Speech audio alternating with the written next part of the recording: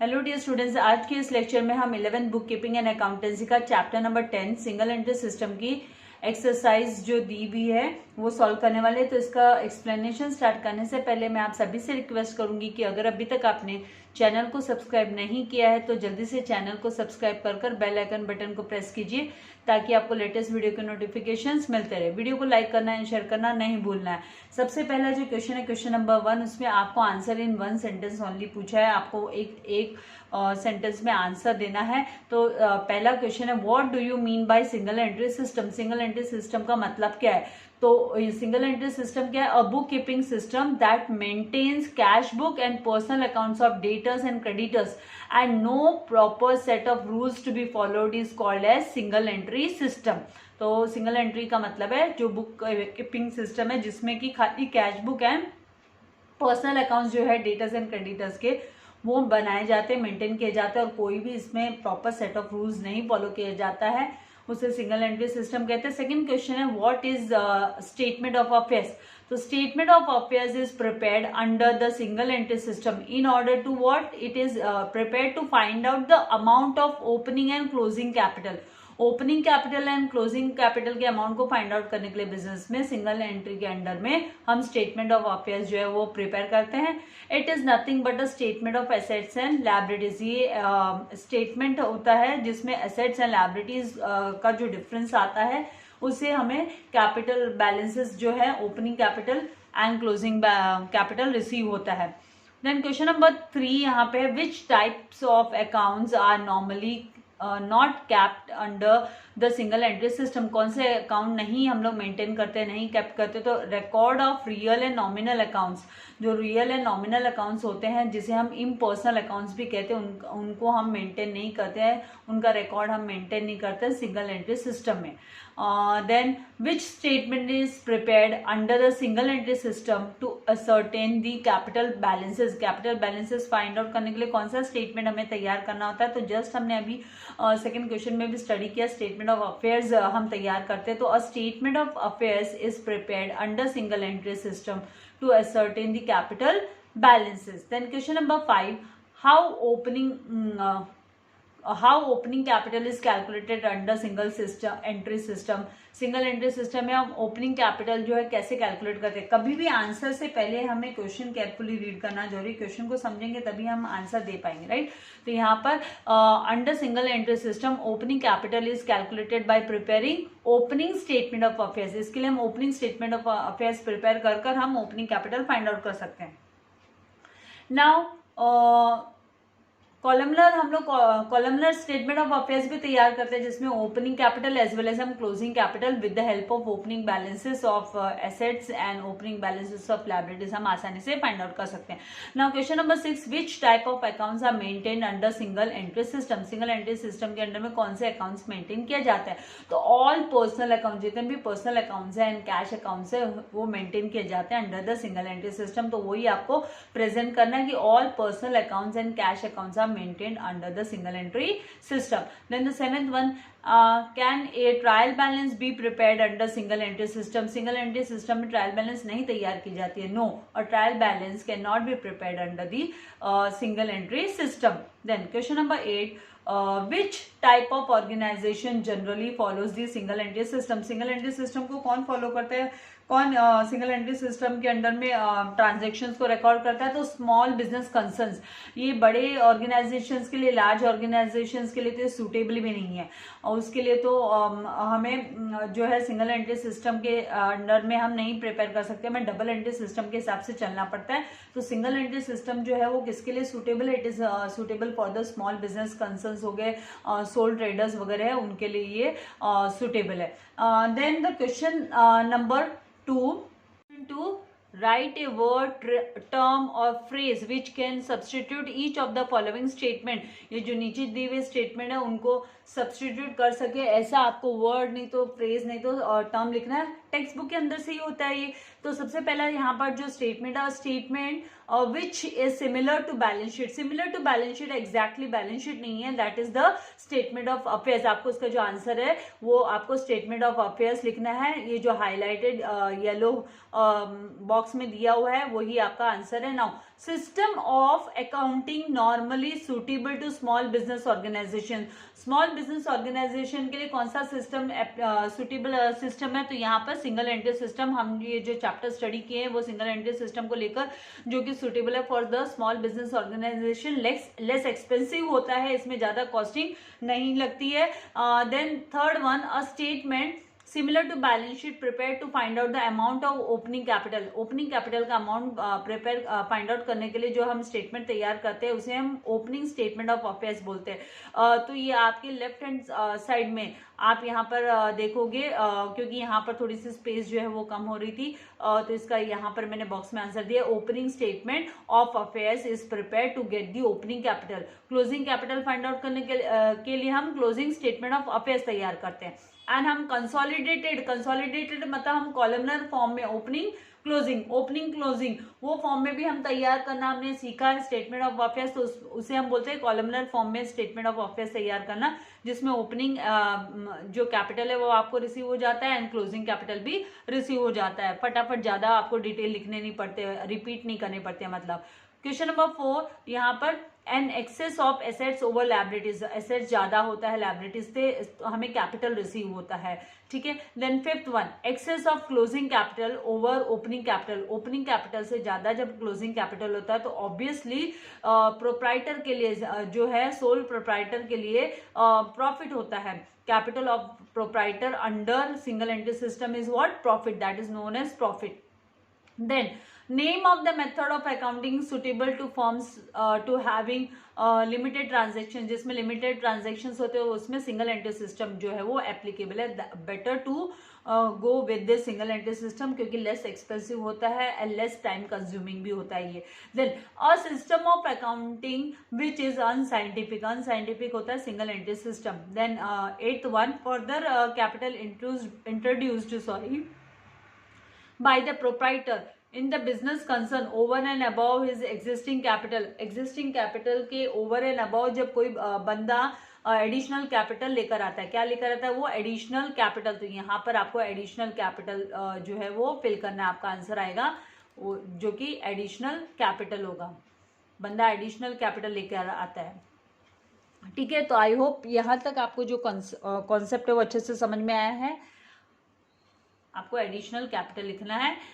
Now question number 3, select the most appropriate answer from the alternative given below and rewrite the sentence. आपको जब भी rewrite sentence बोलते हैं तो आपको सेंटेंस फिर से रिपीट करना है एंड लिखना है। आप ये जो सारे क्वेश्चंस है वो तो आप टेक्स्ट बुक में मार्क कर सकते हो, लेकिन answer in one sentence and give reason वाले आपको नोटबुक में जो है वो नोट डाउन करने पड़ेंगे। और यहाँ पे पहला जो क्वेश्चन है, sub question, the capital balances are ascertained by preparing statement of affairs आपका आंसर होगा। तो the capital balances are ascertained by preparing statement of affairs. Then second, under single entry system opening capital is equals to opening assets less opening आपको liabilities minus करना है, उसमें से opening liabilities minus करना है opening assets से, तो आपको opening capital रिसीव हो जाएगा। Then third one, additional capital introduced during the year is dash from the closing capital। हम closing capital में से additional capital को deduct करते हैं ताकि हम correct profit find out कर सकें, in order to find out the correct profit, नहीं तो क्या profit increase कर दिखेगा हमें। Now single entry system may be useful for sole traders. ये किसके लिए यूजफुल है? सोल ट्रेडर्स के लिए। In order to find out the correct profit drawings is added from the closing capital, क्योंकि बिजनेस से जब सोल प्रोप्राइटर, यहाँ पर क्या है, सेपरेट एंटिटी नहीं माना जाता है, बिजनेस को और बिजनेसमैन को अलग अलग नहीं माना जाता है, अलग दर्जा नहीं है, दोनों को बिजनेस और बिजनेसमैन दोनों एक ही करके माना जाता है। तो जब भी पर्सनल यूज के लिए लेके गया तो मतलब वो प्रॉफिट में से लेके गया, तो हमें उसको ऐड कर देना क्लोजिंग कैपिटल में। Now sixth one, the difference between assets and liabilities is called capital बोलते हैं। ऑब्वियसली अभी तक आप लोगों को ये समझ में आ गया अच्छे से, इसको कैपिटल बोला जाता है। 7, when closing capital is greater than opening capital the difference is profit, उसे हम प्रॉफिट बोलते हैं। Closing capital is greater than opening capital, that means we get the profit. Now opening capital is rupees 30,000, closing capital is 60,000, withdrawals that is the drawings are 5,000 and further capital brought in is 3,000। तो अभी आपको क्या करना है, closing capital में आप add करोगे, यहाँ पर जो दिया है विड्रॉवल्स वो ऐड कर देना है, तो आपका 65,000 आ गया। उसमें से माइनस करोगे आप 30,000 opening capital as well as 3,000 जो एडिशनल कैपिटल वो माइनस करोगे, तो आपको 32,000 जो है अमाउंट रिसीव हो जाएगा। क्या करना है, क्लोजिंग कैपिटल को सम अप करो, यहाँ पर ये जो क्लोजिंग कैपिटल एंड विड्रॉवल्स है इन दोनों का टोटल करो, ठीक है, इन दोनों को टोटल करना है, और फिर यहाँ पर opening capital and capital brought जो एडिशनल कैपिटल है उसका टोटल इसमें से माइनस करना है, तो 32,000 आपको रिसीव हो जाएगा। देन क्वेश्चन 4, स्टेट ट्रू और फॉल्स विथ रीजंस। आपको ट्रू एंड फॉल्स का आंसर देना है, वो भी विथ रीजन आपको बताना है। तो सबसे पहले double entry system of book keeping is scientific method of books of accounts. Yes, हमने चैप्टर नंबर 2 में स्टडी किया था कि डबल एंट्री सिस्टम जो है बुक कीपिंग का जो है हम मेंटेन करते हैं बुक्स ऑफ अकाउंट्स, उसमें जो डबल एंट्री सिस्टम है वो साइंटिफिक मेथड के हिसाब से ही होता है। तो यहाँ पर the about statement is true आप लिखेंगे, उसके बाद में आपको रीजन भी पूछा है तो आपको रीजन भी लिखना है 2 और 3 लाइन्स में। Double entry system is the most scientific method of recording all business transactions in the books of accounts. Under this system, double or twofold, double का मतलब twofold effects of each transaction is recorded, and ये twofold कौन सा होता है, एक होता है डेबिट और एक होता है क्रेडिट ट्रांजेक्शन। तो according to double entry book keeping system, one account is to be debited and another account is to be credited with equal amount. Same amount के साथ हम एक अकाउंट को डेबिट करते हैं और दूसरे अकाउंट को हम क्या करते हैं, क्रेडिट करते हैं। आई होप आपको समझ में आ रहा है, ये चैप्टर नंबर 2 में दिया हुआ है, वहीं से लिया है मैंने ये content. Now preparation of trial balance is not possible under single entry system. तो ट्रायल बैलेंस प्रिपेयर करना पॉसिबल नहीं है सिंगल एंट्री सिस्टम के अंडर में। The above statement is true. Under single entry system cash book and personal accounts of debtors and creditors are maintain. Real and nominal account हम prepare ही नहीं करते, are not maintain. So trial balance can not be prepared because of the incomplete information of accounting, क्योंकि जो accounting की information है वो incomplete है, इसलिए ट्रायल बैलेंस हम तैयार कर ही नहीं सकते, क्योंकि यहाँ पर हमें खाली cash book and personal account ही प्रिपेयर करते हैं हम सिंगल एंट्री सिस्टम के अंडर में। देन क्वेश्चन नंबर 3 जो है, statement of affairs and balance sheet are one and the same. देखिए वन एंड ये सेम तो नहीं है, बट जो स्टेटमेंट ऑफ अफेयर्स होता है it is like balance sheet only, क्योंकि इसके डेबिट साइड में जो है हम एसेट्स तैयार, राइट हैंड साइड जो होता है उसमें हम एसेट्स का रिकॉर्ड करते हैं एंड लेफ्ट हैंड साइड में हम लायबिलिटीज रिकॉर्ड करते हैं, जस्ट लाइक बैलेंस शीट की तरह। लेकिन ये सेम नहीं होता है, क्योंकि the above statement is false. Statement of affairs is not prepared with the list, क्योंकि हम यहाँ पर लेजर बैलेंसेस के लिस्ट के हिसाब से स्टेटमेंट ऑफ अफेयर्स तैयार नहीं करते हैं।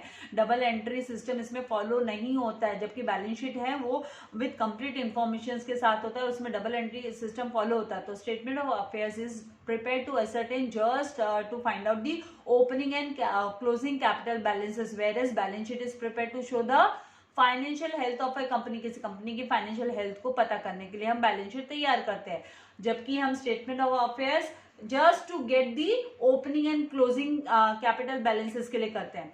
Then the fourth one is single entry system is not useful for large organization. Very true. Large organizations के लिए ये नहीं है. The above statement is true. Reason, under single entry system, cash book and personal accounts of the debtors and creditors are maintained. Real and nominal accounts are not maintained. So single entry system has no proper set of rules to be followed. So it is only useful to small business concerns and not useful to large organization. इस तरीके से आपको अपना answer लिख देना है. I hope you all are getting. Now the last ये जो है सब क्वेश्चन है, क्वेश्चन नंबर 4 का. Only cash and personal accounts are maintained under the single entry system. The above statement is true. Reason क्या है इसका? Single entry system is a traditional and scientific method of recording business transactions. Business transactions को record करने का traditional and unscientific method है single entry. So it is prepared by small business concerns with the limited number of जो business organisation है जिसमें limited number of transactions होते हैं business के एंड जिनके एसेट्स एंड लायबिलिटीज भी बहुत कम होते हैं. They prepare only cash and personal accounts. They don't prepare real accounts and nominal accounts. So single entry system जो है वो only cash and personal accounts को ही मेंटेन करता है. तो आई होप ये जो ट्रू एंड फॉल्स है विद रीजन आपको अच्छे से समझ में आ गया. Now next move to the question number 5. Question number 5, do you agree with the following statements? So further capital is introduced during the year increases profit. Disagree. Further capital अगर business में आ रहा है वो कोई प्रॉफिट को increase नहीं करता है, आपको डिसअग्री लिखना है. देन इंटरेस्ट ऑन ड्राइंग और drawings decreases the amount of profit under the single entry system. Drawings में जो इंटरेस्ट होता है वो सिंगल एंट्री सिस्टम में प्रॉफिट के अमाउंट को डिक्रीज नहीं करता है. आपको इससे क्या करना है, डिसअग्री लिखना है. Then real and nominal accounts are not maintained under single entry system. तो agree, real and nominal accounts यहाँ पे प्रिपेयर नहीं किया जाता, only cash account and personal accounts prepare किए जाते हैं. तो हमें डिसअग्री यहाँ पर इसे अग्री लिखना है कि real and nominal accounts are not maintain. Then single entry system is based on certain rules and principles. Yes, क्या सर्टेन रूल्स एंड प्रिंसिपल्स पे बेस्ड है? ये नहीं. तो यहाँ पर आपको डिसअग्री लिखना है. Double entry system rules and regulations के हिसाब से, प्रिंसिपल्स के हिसाब से चलता है. Now fifth, statement of profit is just like profit and loss account. ये जस्ट प्रॉफिट एंड लॉस के जैसा नहीं होता है स्टेटमेंट ऑफ प्रॉफिट. यहाँ पर आपको क्या लिखना है, डिसअग्री लिखना है.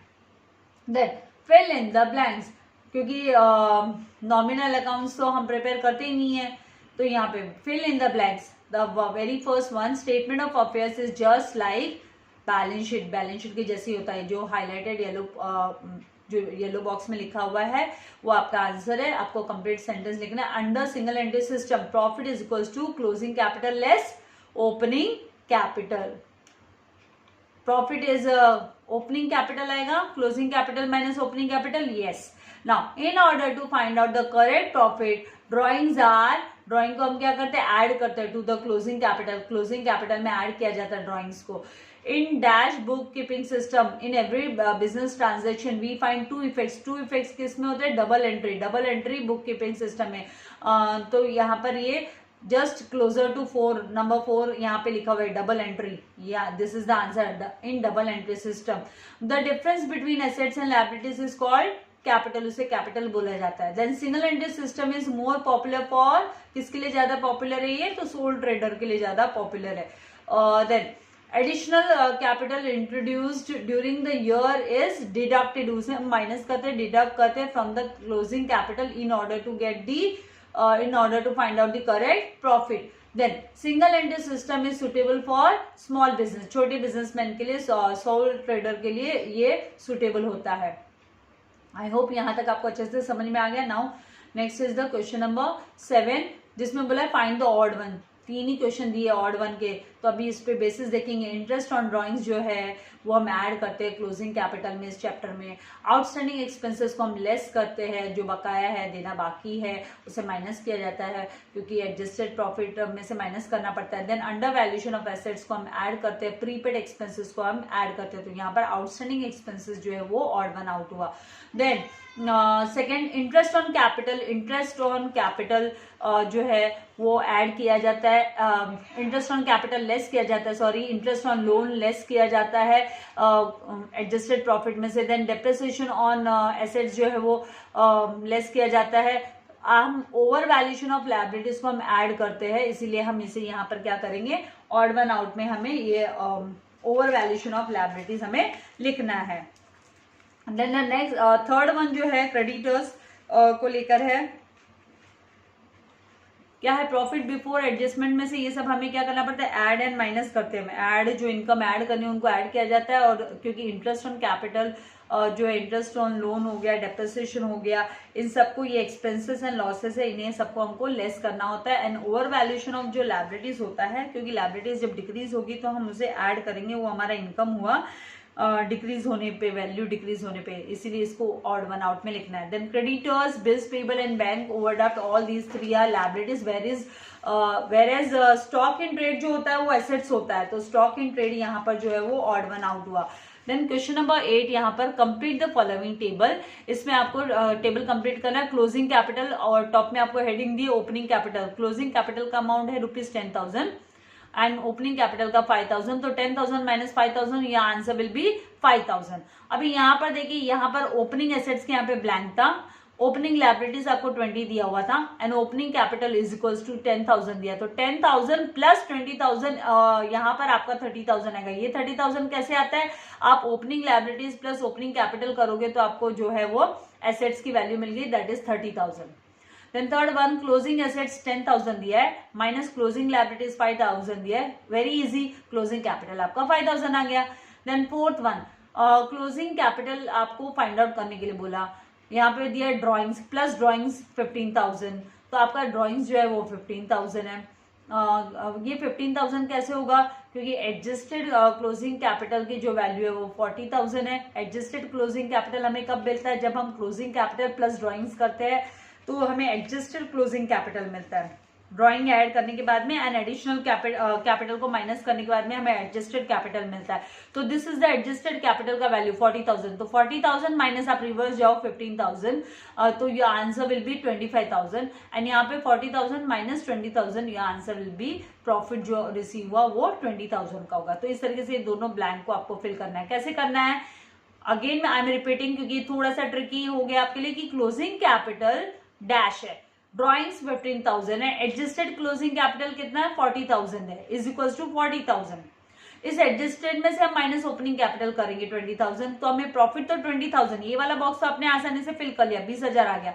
व्हाट अबाउट दिस, तो आपको पता है कि एडजस्टेड क्लोजिंग कैपिटल जो होता है वो क्लोजिंग कैपिटल में हम ड्राइंग्स ऐड करने के बाद एंड माइनस एडिशनल कैपिटल अगर कोई है तो वो माइनस करने के बाद मिलता है। तो ऑब्वियसली आपको 40,000 में से 15,000 माइनस करना है, तो you will get the 25,000। Then fifth one, cash in hand is 10,000, cash at bank is 5,000, sundry debtors is 8,000, तो ये सबको तीनों को आपको सम अप करना है। तो ये 23,000 है माइनस, क्योंकि ये सब एसेट्स है, माइनस बिल्स पेबल करेंगे, तो दैट इज द 4,000 का लायबिलिटी आपने क्या किया, माइनस किया, तो आपको कैपिटल जो है वो 19,000 रिसीव होगा। तो इस तरीके से आपका आंसर आ जाएगा। आई होप कॉन्सेप्ट अच्छे से समझ में आया कैसे निकालना है। अभी लास्ट आपका जो है ऑब्जेक्टिव काइंड ऑफ क्वेश्चन में से question number 9, complete the following table, put proper mark in box. आप टिक मार्क भी कर सकते हैं, आप ऐड लिखना चाहे तो ऐड और लेस लिखना चाहे तो लेस लिख सकते हैं, करेक्ट उसके यहाँ पे। तो when the closing capital is given, जब आपको क्लोजिंग कैपिटल दिया है तो ड्राइंग्स को आप क्या करोगे, ऐड करोगे। ऑब्वियसली ऐड करने पे आपको एडजस्टेड क्लोजिंग कैपिटल मिलता है। प्रीपेड एक्सपेंसेस को हमें क्या करना है, प्रीपेड एक्सपेंसेस को हमें after getting the profit before adjustment, जब प्रॉफिट बिफोर एडजस्टमेंट जो मिलता है उसमें हमें ऐड करना होता है प्रीपेड एक्सपेंसेस को। ओवर वैल्यूएशन ऑफ लायबिलिटीज है तो उसे भी हम ऐड करते हैं। Then under valuation of, over valuation of जो लायबिलिटीज है उसे हम क्या करते हैं, ऐड करते हैं। अंडर वैल्यूएशन मतलब लायबिलिटीज अंडर वैल्यूड होना, मतलब लायबिलिटीज इंक्रीज हुई तो हमारी एसेट वैल्यू डिक्रीज होती है, तो इसे हमें लेस करना है। अंडर वैल्यूएशन ऑफ लायबिलिटीज मतलब हम लेस करेंगे क्लोजिंग कैपिटल से।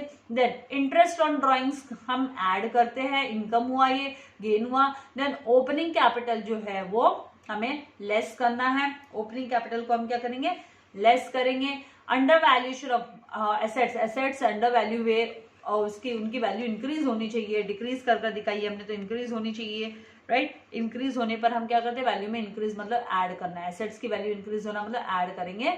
देन इंटरेस्ट ऑन कैपिटल हमें लेस करना है, वो एक्सपेंसेस हो गया फर्म के लिए। डेप्रिसिएशन एसेट्स ये भी नॉन कैश एक्सपेंडिचर हो गया तो इसे भी लेस करना है। एंड बेड डेब्ट्स जो है उसे भी हमें क्या करना है, लेस करना है। तो आई होप आपको अच्छे से एक्सरसाइज के जो क्वेश्चंस है उसका सोल्यूशन मिल गया, आपको समझ में भी आ गया है। ये सारे क्वेश्चंस तो आप जो है वो टेक्स्ट बुक में मार्क कर सकते हो। ओनली आपको question number 1 and question number 4 जो है वो नोटबुक में नोट डाउन करना पड़ेगा। एंड अगर अभी तक आपने प्रैक्टिकल प्रॉब्लम्स के सोल्यूशन नहीं देखे, मैंने कुछ प्रैक्टिकल प्रॉब्लम्स के सोल्यूशन जो है वो अपलोड कर चुकी हूँ चैनल पे आप लोगों के लिए, तो नहीं देखा है तो वो वीडियोस जरूर देखिएगा। आगे के जो प्रैक्टिकल प्रॉब्लम के सोल्यूशन है वो भी आपके लिए जल्दी आ जाएंगे। और थोड़ा सा बोर्ड एग्जाम अभी स्टार्ट हो गए, हाँ बोलेंगे पूरे साल में से आप बिजी बहुत डिफिकल्ट हो रहा है सब कुछ मैनेज कर पाना, जॉब मैनेज करो, फिर आप लोगों के लिए एक्सरसाइज प्रिपेयर कर अपलोड करना। तो मैं ट्राई कर रही हूँ, कोशिश कर रही हूँ, जैसे जैसे हो पा रहा है आपकी हेल्प करने की कोशिश कर रही हूँ। आपको क्या करना है, वीडियो को लाइक करना है और शेयर करना है। Thank you very much, God bless you all dear students.